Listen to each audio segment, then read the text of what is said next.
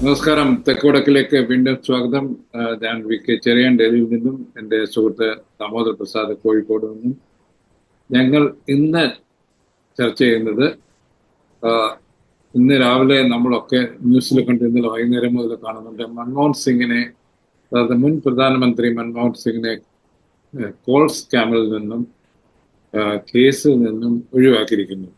ആ കേസ് തന്നെ തള്ളിക്കളഞ്ഞിരിക്കുകയാണ്. ഡൽഹിയിലുള്ള ഞങ്ങളെ സംബന്ധിച്ചോളം ഇതൊന്നും പുതുമയല്ല. കാര്യം എന്ന് വെച്ചാൽ ഈ 2G സ്കാമിന്റെ കാര്യത്തിലും ഇതേ സംഗതി തന്നെ ലോവർ കോർട്ടിൽ നടന്നതാണ്.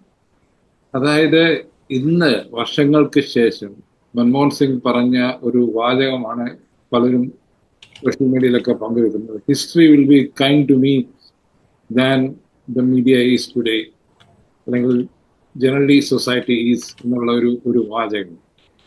അത് കാണിക്കുന്നത് എന്താണ്? ദാമോദർ, പ്രത്യേകിച്ച് കോക്രോച്ച് ജനതാ പാർട്ടിയെ പോലെ ഒരു മൂവ്മെന്റ് വന്നിരിക്കുന്നു. ഈ രണ്ട് കോൾ സ്കാമിനും 2G സ്കാമിന്റെയും ഈ കേസുകൾ ഒരു പബ്ലിക് മൂവ്മെന്റ് ആയിട്ട് മാറ്റിയത് BJPയുടെ സഹായത്തോടെ, RSSന്റെ സഹായത്തോടുകൂടി ഇന്ത്യ അഗൻസ്റ്റ് കറപ്ഷൻ എന്ന മൂവ്മെന്റ് ആയിരുന്നു. അണ്ണ ഹസാരെയുടെ നേതൃത്വത്തിൽ കേജ്രിവാൾ അത് വെച്ച് ഒരു പാർട്ടി ഉണ്ടാക്കി. അതായത് തിരിഞ്ഞു നോക്കുമ്പോൾ ഇത് ഒരു ഒരു മേജർ സ്കെയിൽ പൊളിറ്റിക്കൽ മാനിപ്പുലേഷന്റെ പാർട്ടായിട്ട് വന്ന അക്യൂസേഷൻസ് എന്നൊക്കെയാണ്. ടെലികോം സെക്ടറിൽ അന്ന് വർക്ക് ചെയ്ത എന്നെ പോലുള്ളവർക്ക് വളരെ കൃത്യമായിരുന്നു 2G സ്കാം എന്ന് പറഞ്ഞത് ഒരു നോൺ സ്കാമാണ്. ഞാൻ പലരോടും പറഞ്ഞു. അവർ പറഞ്ഞു, നിങ്ങൾ സർക്കാരിനോട് പറയണം. ഞങ്ങളുടെ സർക്കാരല്ല, നമ്മളല്ല സർക്കാരിൽ ഇരിക്കുന്നവർ മനസ്സിലാക്കിയിട്ടുണ്ടെങ്കിൽ അതിന്റെ പ്രത്യാഘാതം അവർ അനുഭവിക്കൊണ്ടിരിക്കും. അതാണ് ആ സർക്കാരും കോൺഗ്രസ് പാർട്ടിയും ഇന്നും അനുഭവിച്ചുകൊണ്ടിരിക്കുന്നത്. പക്ഷെ ഇത് നമ്മൾ ഇന്ന് ശരിക്കും കമ്പയർ ചെയ്തേണ്ട ഇന്നത്തെ കോക്രോച്ച് പാർട്ടിയുടെ മൂവ്മെന്റിനെ കുറിച്ചാണ്. അവർ ചെയ്തത് എന്താണ്? ഒരു സ്പെസിഫിക് എല്ലാവർക്കും അറിയാവുന്ന ഒരു ഇഷ്യൂവിലെ ഒരു മൂവ്മെന്റ് ഉണ്ടാക്കിയിരിക്കുകയാണ്. ഇതിൽ നിന്നും ഒരു കമ്മ്യൂണിക്കേഷൻസ്, അല്ലെങ്കിൽ നമ്മൾ എന്താണ് ഇതിൽ നിന്ന് നമ്മൾ പഠിക്കേണ്ട പാഠങ്ങൾ?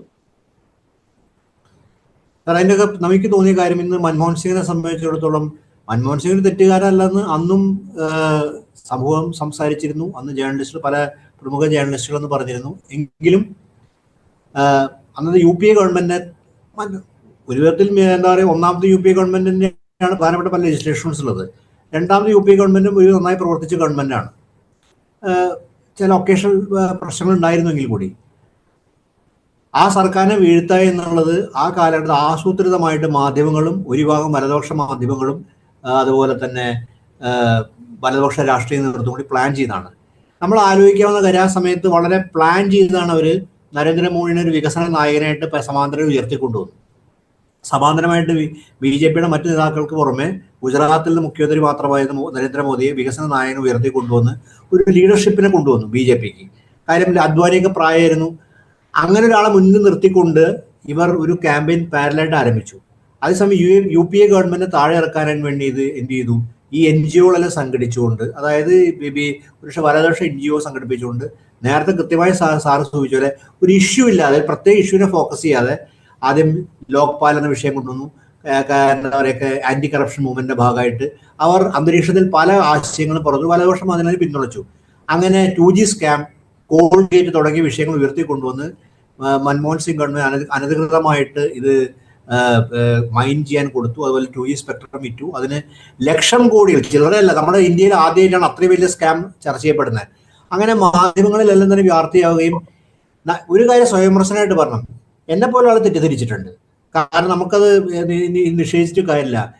അത് ഇപ്പോൾ സാർ വളരെ കൃത്യമായിട്ട് പറഞ്ഞ കാലത്ത് പലരോടും പറഞ്ഞിരുന്നു. പക്ഷേ കേരളത്തിൽ ഇടതുപക്ഷ രാഷ്ട്രീയത്തിന് പ്രാമുഖ്യമുള്ള കേരളത്തിൽ പലരും BJP അല്ല, ഇടതുപക്ഷം തന്നെയായിരുന്നു UPA ഗവൺമെന്റിന്റെ ക്യാമ്പയിൻ അഴിച്ചതെന്നുള്ള മറക്കാനും സാധിക്കില്ല. കാരണം 2014 സമയത്ത്, 2014 ലോക്സഭയെ അനുബന്ധിച്ച ക്യാമ്പയിനിൽ കേരളത്തിൽ 2G സ്കാം വ്യാപകമായി ചർച്ച ചെയ്തും അതുമായി ബന്ധപ്പെട്ട വാർത്തകൾ കൊടുത്തതും UPA ഗവൺമെന്റിനെതിരെ ക്യാമ്പയിൻ നടത്തിയതും ഇടതുപക്ഷമാണ്. കേരളത്തിൽ BJPക്ക് ആ സമയത്ത് 2000 അത്ര വലിയ സ്വാധീനം ഉണ്ടായിരുന്നില്ല.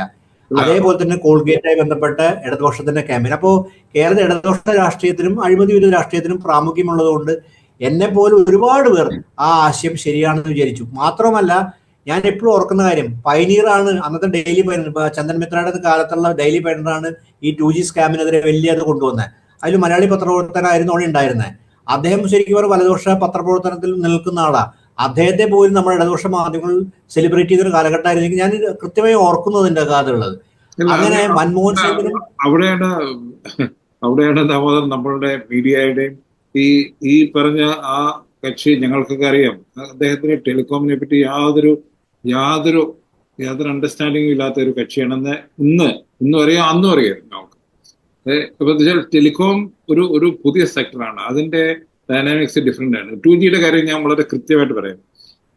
എന്താണ് 2Gയിൽ ഓപ്ഷന് പോകാതിരുന്നത്? ഒരു സർക്കാരിനും പോകാൻ പറ്റത്തില്ല. കാര്യം വെച്ചാൽ അന്ന് ആദ്യമായി പ്രൈവറ്റ് സെക്ടറിനെ ഇൻവൈറ്റ് ചെയ്തതാണ്. എത്ര പേര് വരുമെന്നോ എത്ര കമ്പനികൾ മുമ്പോട്ട് വരുമോ പൈസ ചെലവാക്കുമെന്ന് ആർക്കും യാതൊരു ധാരണയില്ല. സർക്കാർ അങ്ങനെ ഒരു സർവേ നടത്തിയിട്ടല്ലോ ചെയ്തു, ഒരു പോളിസി അത് ഇംപ്ലിമെന്റ് ചെയ്യാൻ നോക്കി. മാത്രവുമല്ല, അതിന് 2G സ്പെക്ട്രം ലേലം ചെയ്യാതിരിക്കാൻ വേറെ കാരണം ഉണ്ടായിരുന്നു. അന്ന് license fee was a reality. അത് ഇൻട്രൊഡ്യൂസ് ചെയ്യുന്ന സമയത്ത് license fee, heavy license fee, നമ്മൾ ഓർക്കുന്നില്ലേ സുഖ്രാമിന്റെ സമയത്ത് 86,000 കോടി ഫ്യൂച്ചറിസ്റ്റിക് ലൈസൻസ് ഫീ കമ്മിറ്റ് ചെയ്തു എന്ന് പറഞ്ഞുകൊണ്ട് ന്യൂസ് വന്നു. അപ്പൊ ലൈസൻസ് ഫീകളുടെ സമയത്ത് യു കാൺ ചാർജ് ഫോർ സ്പെക്ട്രം. എന്തിനാണ് ലൈസൻസ് കൊടുക്കുന്നത്? സ്പെക്ട്രത്തിന് വേണ്ടിയാണ്. ഗവൺമെന്റ് കൊടുക്കാവുന്ന ലൈസൻസ് ഒരു പേപ്പറും പിന്നെ കൊടുക്കുന്ന സ്പെക്ട്രമാണ്. അതാണ് ഇൻഡസ്ട്രി ഫെസിലിറ്റേറ്റ് ചെയ്യുന്നത്. അതുകൊണ്ടാണ് അവർ ചെയ്യാതിരുന്നത്.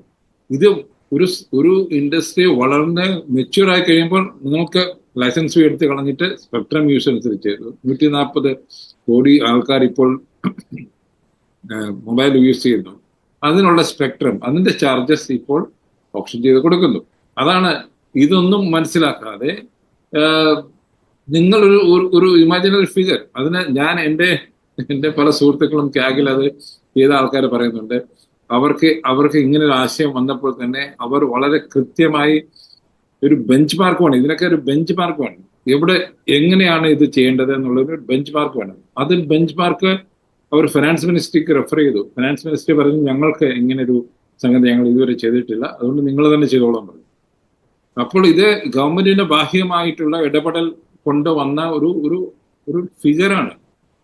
ഇന്ന് ഞാൻ പല വേദികളിലും പറഞ്ഞു, ഏഷ്യാനെറ്റിലെ ഒരു ചർച്ചയിൽ ഞാൻ പറയുകയും ചെയ്തു.